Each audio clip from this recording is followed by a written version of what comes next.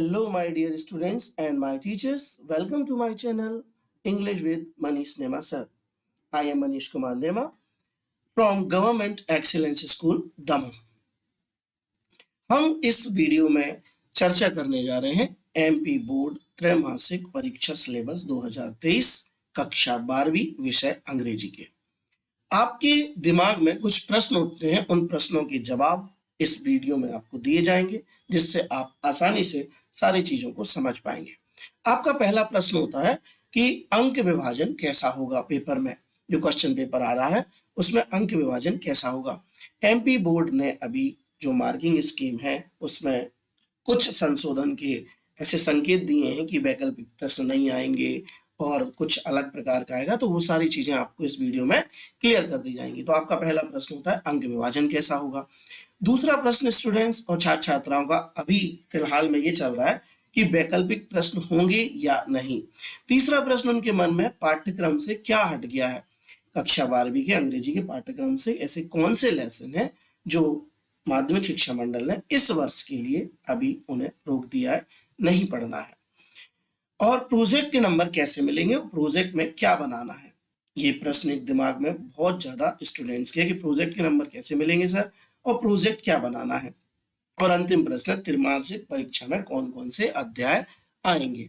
तो चलिए इन सारे प्रश्नों का जवाब हम एक एक करके आपको देने वाले हैं। आप पूरा वीडियो देखिएगा, आपको सारे प्रश्नों का जवाब मिल जाएगा और आसानी से एक रणनीति बनाइए अपने दिमाग में और परीक्षा दीजिए। मेरी परीक्षा त्रैमासिक परीक्षा के लिए अग्रिम शुभकामनाएं हैं। और यह जो वीडियो आप देख रहे हैं इसका मार्गदर्शन श्री दीपक हलबे सर जो इंदौर में प्रिंसिपल हैं उनके द्वारा दिया गया है और हम उनके कहने पर ये वीडियो जारी कर रहे हैं आपकी सहायता के लिए। चलिए तो यहाँ पर सबसे पहले अपन चलते हैं कि MP board of secondary education के 23-24 की मार्किंग स्कीम में आपको क्या पेपर में बोर्ड देने जा रहा है। आपका जो पेपर 100 नंबर का है वो दो भागों में विभाजित होगा। 80 नंबर का थ्योरी का पेपर होगा और 20 का प्रोजेक्ट होगा और ऐसे आपको 100 अंक अंग्रेजी विषय में दिए जाएंगे। अब इनका विभाजन क्या होगा।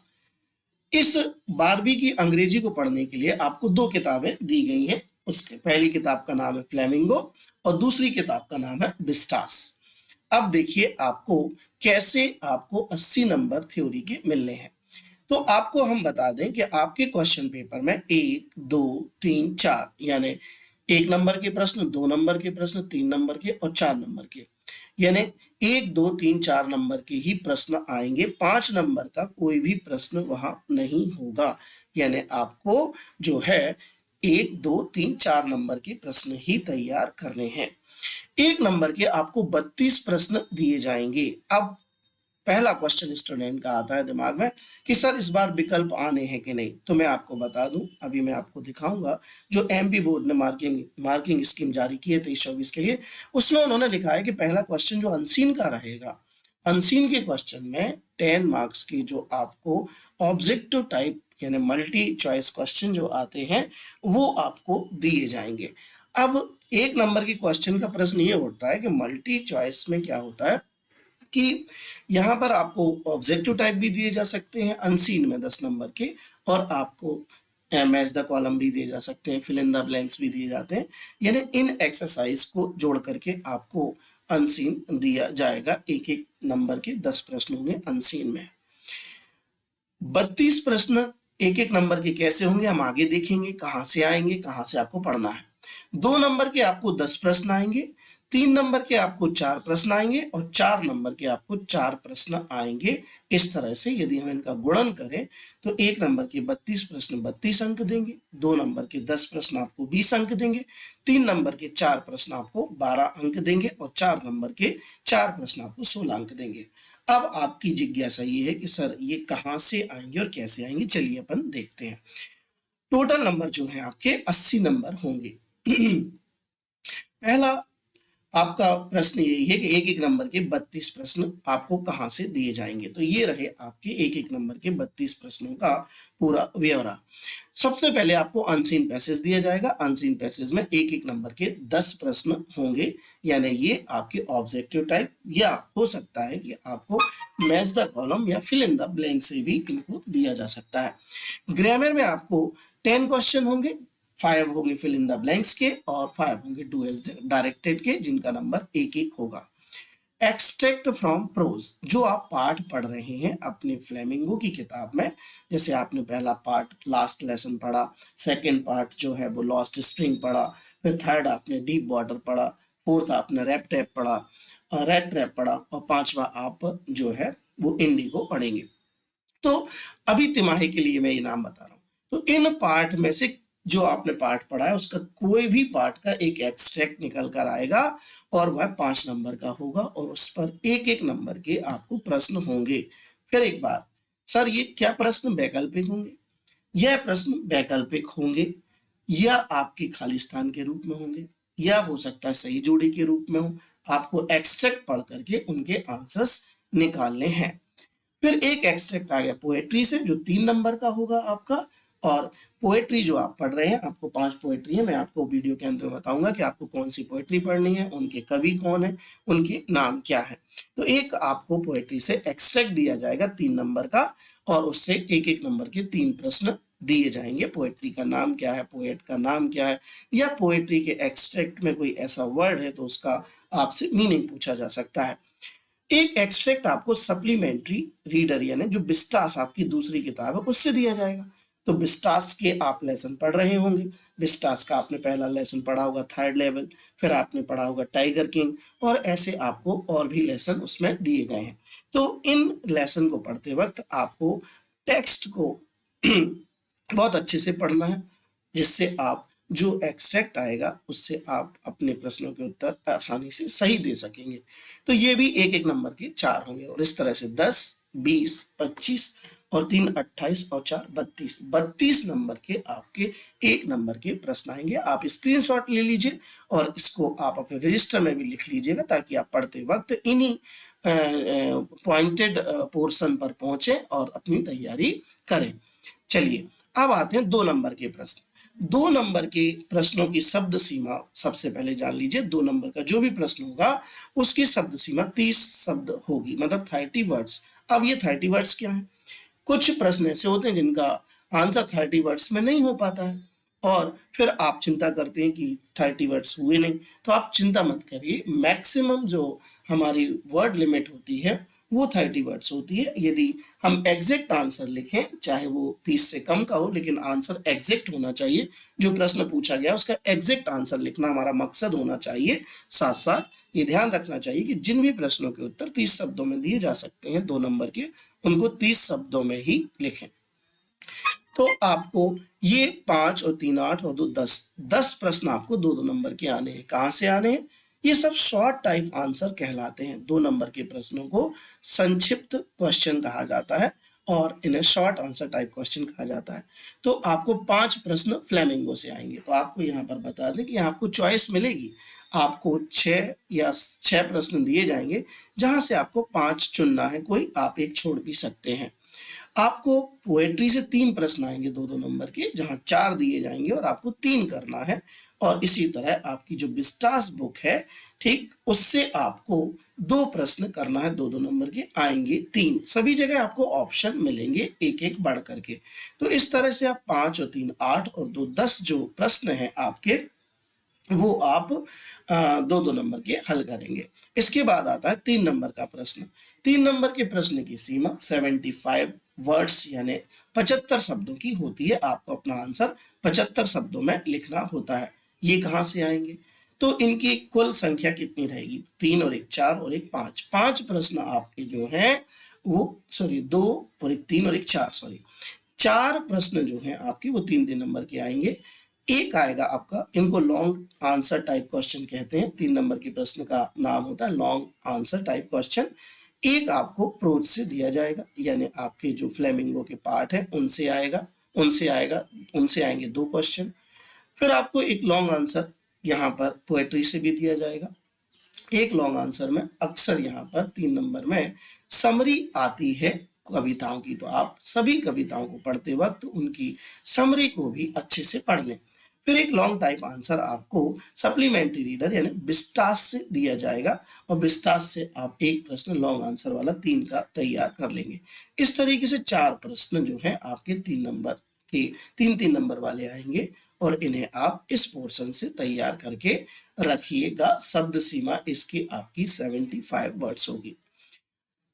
चलिए अब बात करते हैं 4 नंबर वाले प्रश्नों की।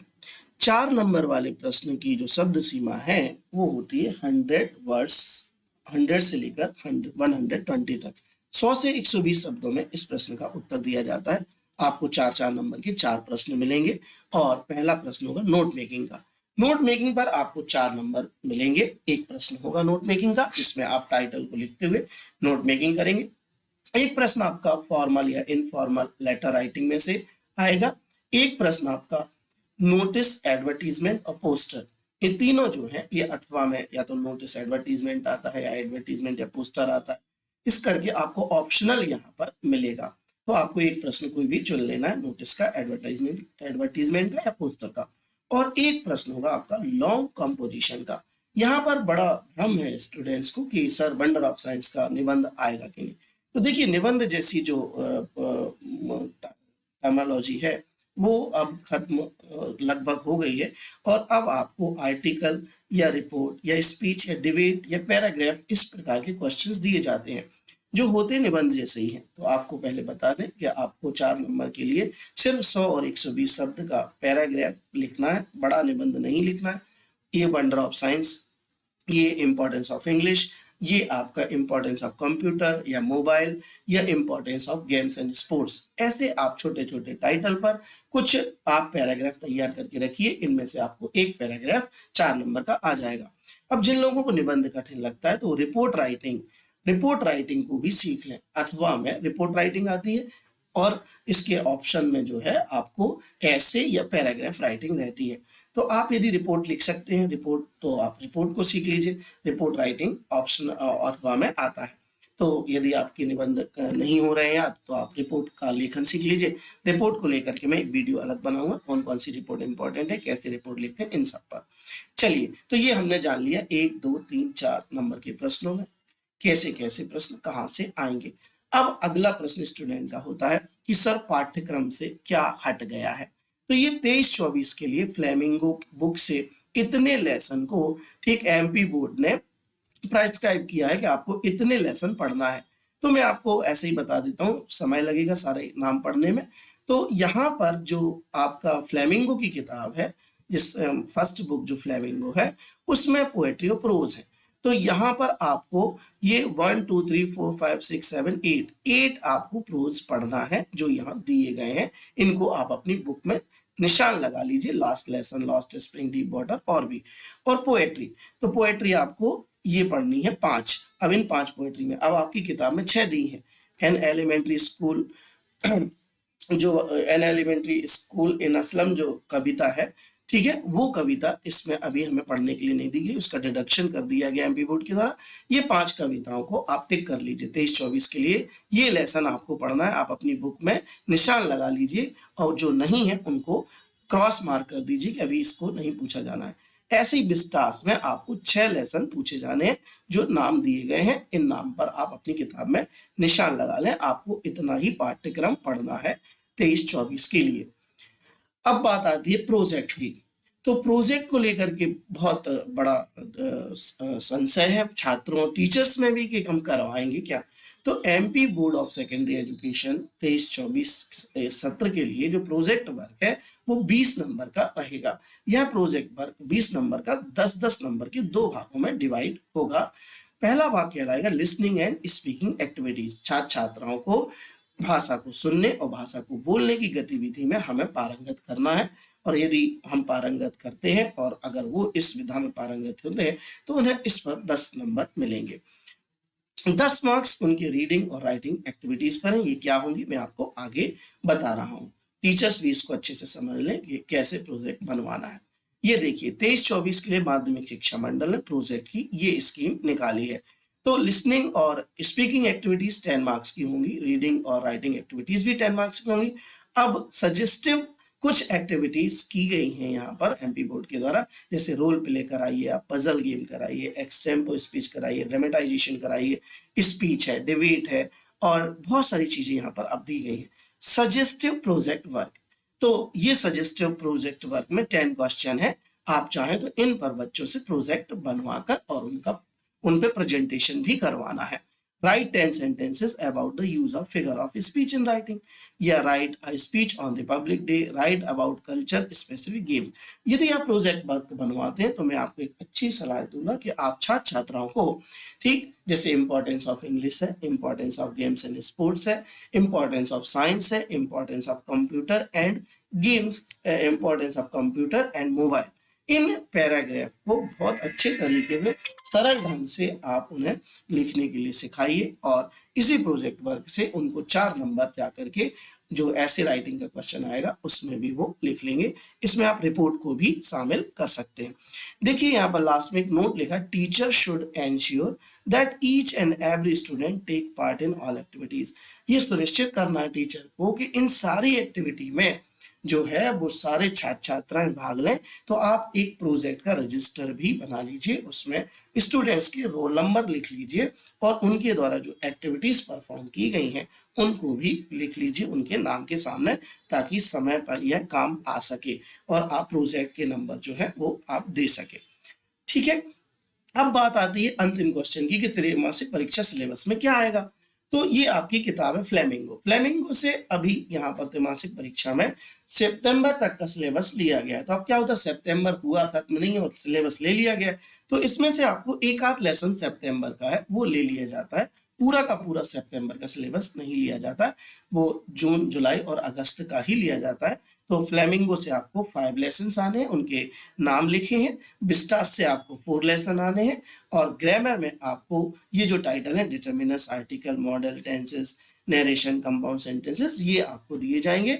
राइटिंग सेक्शन में फॉर्मल और informal letters, poster making, writing, advertisement, इसमें नोटिस नहीं लिखा है लेकिन नोटिस भी आप शामिल कर लेंगे। और आर्टिकल राइटिंग, आर्टिकल का मतलब लेख, कोई लेख लिखने के लिए, आर्टिकल का मतलब ए एंदा नहीं। रीडिंग में आपको अनसीन और नोट मेकिंग के क्वेश्चन आएंगे। ये आपका त्रैमासिक का सिलेबस है, इसे आप स्क्रीनशॉट लेकर के आप अपने दोस्तों को और भी जगह जहां भी आपको भेजना है उसे भेज सकते हैं। तो ये हमारा था आपका पूरा सिलेबस। और इसके बाद अब मैं आप सबसे एक बात कहूंगा कि मैं ये वीडियोस बना रहा हूं, अगर आपको इन वीडियोस में कोई गलती या कोई आपको ऐसा लगता है समझने वाली बात ना हो, तो आप मुझे, मेरे व्हाट्सएप नंबर मेरे चैनल पर दिया गया है, ठीक है, उस पर आप मुझे संपर्क कर सकते हैं और जो भी समस्या है उसको पूछ सकते हैं। तो सभी छात्र छात्राओं को और शिक्षकों को आगामी त्रैमासिक परीक्षाओं की शुभकामनाएं अग्रिम। आप अच्छा पेपर दीजिए। आप अपने पेपर को यही समझिए कि आप वार्षिक परीक्षा में उपस्थित होने जा रहे हैं, जो फरवरी में चालू होना है बहुत जल्दी, और आप बहुत अच्छी सफलता आपको मिले, ऐसी कामनाओं के साथ सभी को नमस्कार, धन्यवाद।